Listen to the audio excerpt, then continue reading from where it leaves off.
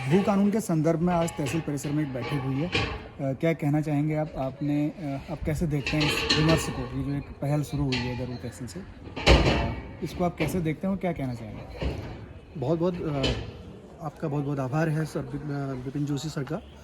कतियूर घाटी अपने आप में एक ऐतिहासिक घाटी रही है और हमारे गरुड़ की भूमि तो एक ऐसी भूमि रही है जहाँ से हर किसी सामाजिक मुद्दे पर यहाँ से आवाज़ उठती है। और इसी संदर्भ में आज जब पूरे प्रदेश भर में भू कानून की बात हो रही है तो उस संबंध में तहसील परिसर में आज बहुत विद्वज्जनों की एक चर्चा परिचर्चा हुई, एक गोष्ठी हुई कि आने वाले समय में जो उत्तराखंड में जो भूमि का एक अनियमित जो बंटवारा हो रहा है या फिर उसमें जो अतिक्रमण हो रहा है उस पर कैसे अंकुश लगाया जाए। क्योंकि 1950 में अमेंडमेंट में एक बात ये आई थी उस समय 1950 में कि बाहर का व्यक्ति उत्तराखंड में 250 वर्ग मीटर ही ज़मीन खरीद सकता है। लेकिन आज के परिदृश्य में अगर हम देखें तो हमारे उत्तराखंड में बाहर के लोगों ने बहुत ज़्यादा यहाँ पर बसायतें कर दी हैं, जिसकी वजह से पूरे उत्तराखंड आज जो है वो बहुत ज़्यादा ज़मीन की अभाव में वो जी रहा है। और दूसरी बात यह है कि बाहर के लोग आकर के यहाँ पर स्थायी निवास बना करके जो नौकरियाँ यहाँ से पा रहे हैं और हमारा बेरोजगार अपने आप को यहाँ ठगा सा महसूस कर रहा है, उसकी भी मान के भू कानून के इतर देखने को मिल रही है। और इसी परिदृश्य में आज बाहर के लोगों को उत्तराखंड में ज़मीन बेचने पर रोक लगाने की बहुत आवश्यकता है।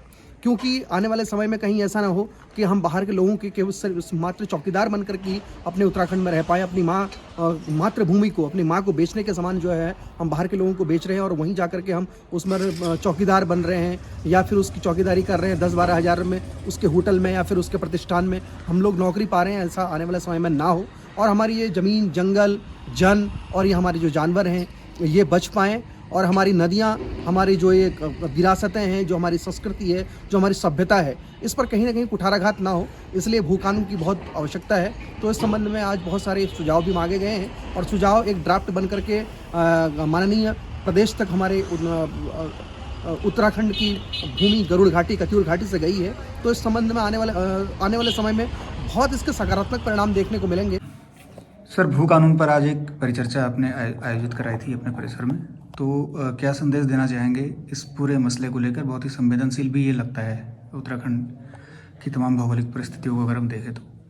माननीय मुख्यमंत्री जी, उत्तराखंड सरकार द्वारा एवं जिलाधिकारी महोदय बागेश्वर द्वारा निर्देश दिए गए थे कि स्टेक होल्डर कंसल्टेशन हमको एक तहसील स्तर पे, सब डिवीज़न लेवल पे करना है। तो आज हमने सब डिवीज़न गरुड़ में समस्त यहाँ के जो बुद्धिजीवी हैं, यहाँ के जो अच्छे लिटरेट्स हैं, जो यहाँ पे अच्छे एजुकेशन रखते हैं और बुक के संबंध में जानकारी रखते हैं, उन सभी लोगों को आज हमने यहाँ पे एकत्रित करके और हमारे जो लीगल एडवाइज़र्स थे और जो हमारे अधिवक्ता लोग थे, सबको यहाँ पे बुलाया, इकट्ठा करके हमने आज एक चर्चा भू कानून के ऊपर उत्तराखंड में की है। और हमने इसमें ये जाना है उनसे कि उनके क्या क्या सुझाव हैं, कि आम जनता क्या सोचती है या यहाँ का जो क्राउड है वो क्या सोचता है इस बारे में, और इस पर फिर हम आगे जाके जो रिकमेंडेशंस है वो जो विशेष समिति बनी हुई है उसको हम जिलाधिकारी महोदय के माध्यम से प्रेषित करेंगे।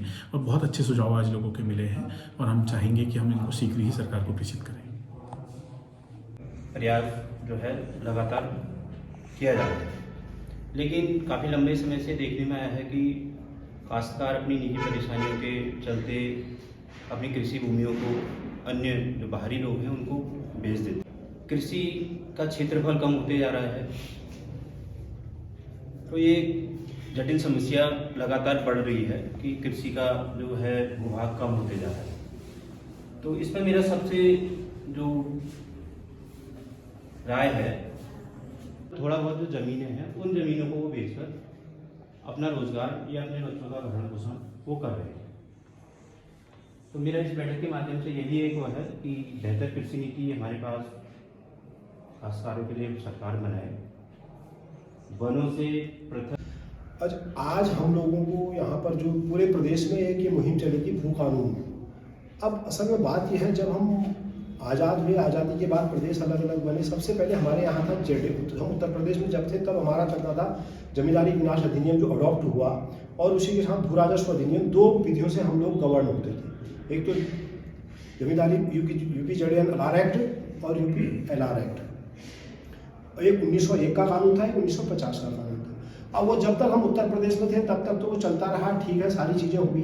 अब उत्तराखंड जब बना, उत्तराखंड बनने के बाद भी हम लोगों के साथ एक विडंबना क्या रही कि यूपी रीऑर्गेनाइजेशन एक्ट 2000 जो बना उसमें ये कह दिया गया कि जो 9 नवंबर 2020 तक के जो कानून थे जो लागू थे वह एज इट इज हमारे यहाँ लागू हो पाएंगे। लेकिन हम प्रदेश से तो अलग हो गए, उत्तर प्रदेश से तो हम अलग हुए, लेकिन पहाड़ी पृष्ठभूमि के हिसाब से हमने जमीन का वर्गीकरण या जमीन को जमीन के संबंध में कोई भी कानून नहीं बना पाए। हम आज भी हम उसी पर चल रहे हैं। भले हमने छोटे छोटे अमेंडमेंट उसमें इंजेक्ट किए, सब कुछ किया, उससे कहीं पर रिस्ट्रिक्शन करने का प्रयास तो किया, लेकिन वो सफल नहीं हुए। और या उसमें मैं एक चीज़ ये कहूँ कि मैं सुस्पष्ट शब्दों में कहूँगा कि पॉलिटिकल जो इंटरफेरेंस रहा, जो राजनीतिक लोगों का इंटरफेयर रहा कि भाई कैसे अपने अपने लोगों को या कैसे किसी की कोई अप्रोच है उनको इस्टेब्लिशमेंट किया जाए, उसमें इस मुद्दे का इतना नहीं है कि 1 घंटे की मीटिंग में इसका कुछ डिस्कस कर सकें। तो हम चाहेंगे कि इसके लिए एक ऐसा टाइम स्पान दिया जाए कि जिसमें हम लोग इसको एक ब्रेनस्टॉर्मिंग सेशन की, खास करके जैसे इशूज हमारे अभी मेरे पूर्व वक्ता हरीश जोशी जी ने जो बात कही थी कि खास करके हम अगर देखें तो नीतियाँ ऊपर से थोपी जा रही। हमने 89 में, मुझे याद आता कि भूमि और जल प्रबंधन को लेके मैंने रानीखेत में एक वर्कशॉप अटेंड की थी। तो जिस वक्त तो उत्तराखंड जैसी चीज़ों की कोई बात ही नहीं थी, हम तब भी जल के उसमें चिंतित थे। उस वक्त मुझे किसी ने बताया था कि उन्होंने कहा कि जब ये जो बोतल बंद पानी हम लोग पी रहे हैं आज की तारीख में, जो आज एक पॉपुलर चीज़ हो गई है, तो इसका जो पहला प्लांट लगा था 1902 में कानपुर में लगा था। तो 1902 से आपने कभी बोतल बंद पानी देखा नहीं होगा। तो उसका क्या हुआ कि 3 जनरेशन उसकी पूरी खप गई। तो तब जाके कहीं 70s में जाके बोतल बंद पानी मार्केट में इंट्रोड्यूस हो पाया है। तो उसी तरह से हमारा ज़मीन का मुद्दा है। हम बार बार कोर्ट तो कर देंगे, हिमाचल को देखना चाहिए, परमार को हम उनके उसको स्टडी करना चाहिए, पर हो क्या रहा है कि उत्तराखंड बनने के बाद से उन्होंने हिमाचल को देखने का कोशिश कभी नहीं किया गया। तो हम अपनी तरीके से चीज़ों को मैनिपुलेट करते रहे। तो आज स्थितियाँ ये हो गई हैं कि ज़मीन के जो मुद्दे हैं, हमने ज़मीनों से हम अपने हाथ धो चुके हैं। तो जल, जंगल, ज़मीन, जन और जानवर, हमने 5 जॉ की अप्रोच की बात कही थी कि जल होगा तो जंगल है, जंगल है तो जमीन है, तो जमीन है तो उसके बाद से जन है, और जन के बाद जानवर है, तो उनके उपयोग में आएगी। किसान कृषि विद्यालय गरुड़ का नाम हुआ करता था स्कूल का, कृषि शब्द जुड़ा हुआ था, कृषि उसमें एक विषय था। आज वो है नहीं, कृषि पढ़ाई नहीं जाती, कृषि की तरफ बच्चों का रुझान नहीं, कृषि को उपेक्षित भाव से देखा जा रहा है। हम जंगल और ज़मीन को कहाँ बचाने वाले हैं? जब उसके महत्व को नई पीढ़ी को हम नहीं समझाएंगे, तो कितने प्रकार से अनुसंधान किया जा रहा है उसको हम सिलेबस में नहीं लाएंगे, प्रयोगशालाओं में अलग से हमारे कृषि विभाग नहीं होगा, केमिस्ट्री, फिजिक्स, बायोलॉजी को तो हम बढ़िया तरीके से पहचान रहे हैं। जहाँ डॉक्टर, इंजीनियर बनना सब रह जा रहा है बच्चा, इंटर के बाद वो दौड़ लगा रहा है, उसके बाद उसमें चयन नहीं हो रहा है। कर सकता है कृषि और उत्तम खेती, मध्यम मान, ये तो हमारे पहले से ही कहा गया है। खेती एक बात पे तो समझ थे कि हमें एक सशक्त भू कानून चाहिए। अभी किसी ने बताया भी कि जो भूमि है वो भूमि एक्चुअली क्या है कि जब भूमि किसी को भूमि का स्वामित्व मिलता है तो सिर्फ वो बिल्डिंग नहीं बनाता है या वहाँ पर एग्रीकल्चर की एक्टिविटी नहीं करता है। भूमि हमारी सांस्कृतिक से लेकर, सांस्कृतिक से लेकर, आर्थिक से लेकर सामाजिक व्यवस्था में परिवर्तन होता है। तो सामाजिक बराबरी की बात हुई थी उस समय, जो जमींदारी उन्मूलन हुआ था, जब एक्ट बना था, तो उन्होंने उस टाइम पे जो हमारी क्लासेस बनी हुई थी समाज के अंदर, वो क्लासेस को बराबरी पे लाने के लिए जो है ZA अधिनियम लाया गया और जमींदारी विनाश किया गया।